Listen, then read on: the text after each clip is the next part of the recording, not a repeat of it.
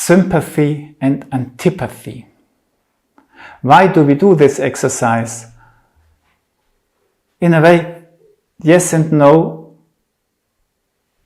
Try to expand in a way and strengthen the lung system. How does this happen? Maybe you experience it. And now with sympathy and antipathy, we really want to connect with our deeper lower system. And we use and sympathy is going into something. It's diving into something. With sympathy, I just emerge into something. So sympathy is a deep connection. And we use this with inner experience of sympathy now to use this even for connecting with our own body, going through the body with this feeling.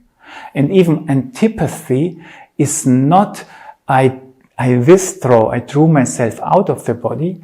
No, if I'm antipathetic with something and I say, I don't like this, that's not what I want. I'm very much connected with what I'm not liking, maybe even more as with sympathy where I lose myself a little bit.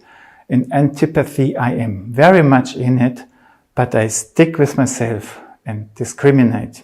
No. But I'm in it.